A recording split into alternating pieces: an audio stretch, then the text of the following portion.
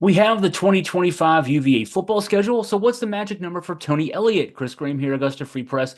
UVA football will open the season, appears to be a make or break season for Tony Elliott, on Saturday, August 30th, with Coastal Carolina coming to town. Remember last year, Virginia won 43-24 down in Myrtle Beach against Coastal. This year, opening the season with the Chanticleers.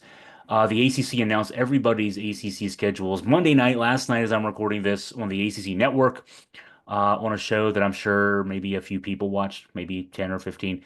The ACC Network, this is an aside, but I flipped on ACC Network on Saturday to see what college basketball games are on. During the time that, we should be watching live games, 12 o'clock, 1 o'clock. They were showing repeats of midweek games. What is going on with this network? No wonder nobody watches. No wonder the ACC doesn't make any money from this thing. Oh dear Lord. Okay, so back to UVA football. Tony Elliott has done a bang up job on the transfer portal.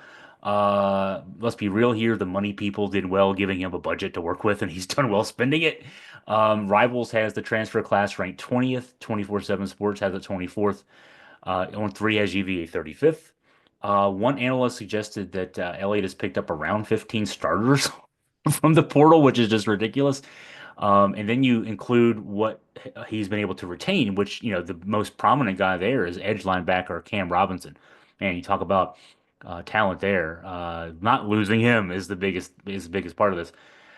Okay, so all of that, this great transfer portal class, all these starters who are going to be coming in, Cam Robinson staying, other guys staying.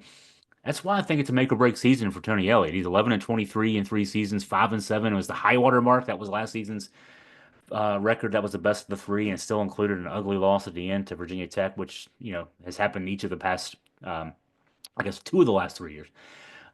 With the no, it was the last 2 years. The break was in 2022. Didn't get to play the game that year because of November 13th.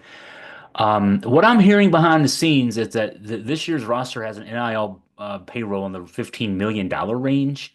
Um, the people who write the checks to fund that aren't going to be giving up that kind of money to go 6-6 or 7-5. I mean, and they don't want to do that and lose to Virginia Tech. I think 8 wins might be the number.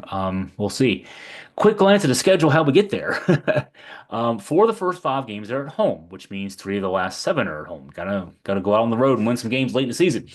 Of that first 5 games, you got Coastal, the opener on August 30th. Go to NC State for a non-conference game. Yes, you're hearing that right. We're going to NC State and playing a non-conference game, then come back home, play Women Mary at home on September 13th. Stanford ACC opener on September 20th, and then Florida State comes to Charlottesville on a Friday night, September 26th. That should be fun. Last time Florida State was in town was 2019, so that one should be fun. And Florida State was 2-10 this past year. They're not going to be 2-10 this year, so. I am looking at that schedule and saying, man, oh man, I don't know if it's easy enough to do. You're at NC State, you got Stanford, Florida State, but a 4-1 start, which is what we started this year before losing 6 of the last 7. It'd be wise to start 4-1. Second part of the schedule, you're going the games include. This is not an order necessarily of the schedule, but you got 2 games with 9-4 teams last season, Louisville and Duke, both on the road. A home game with Washington State. Washington State was 8-5 this past season. Then road trips to Cal and UNC. They were both 6-7, but obviously both played in bowls. You got a November home game with Wake Forest, 4-8 last year. New coach coming in, and Virginia Tech, 6-7 last year. They're Virginia Tech. And there's one thing to be thankful for. There's an open date before the Tech game. So, hey, if you're going to have a late season open date, have it be before the game with the rival. Uh, so I mentioned earlier, I think the magic number is 8 to stay off the hot seat. This coming season for Elliott is year 4 of a 6-year deal. The dead money at the end of the contract is less a factor going forward in that respect. I say this while thinking, I think he has the makings. Elliott has the makings of a roster that can do some damage in the ACC. I'm not going to go out and say they'll contend for the ACC title, but this team can win some games in the ACC.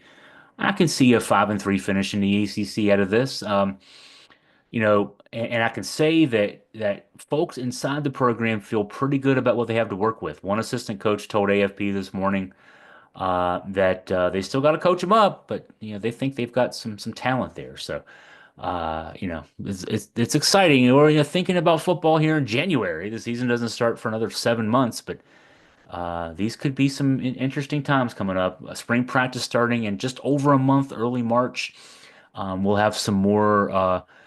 There's an opportunity to talk with Coach Elliott. I believe it's next week for the second signing day of for the 2025 class. I'm not sure if there's going to be any late additions to that or not, but it's just another opportunity to talk to Coach Elliott and really get his opinions not only on his prep class but also just the whole transfer portal process and how that's worked out really well.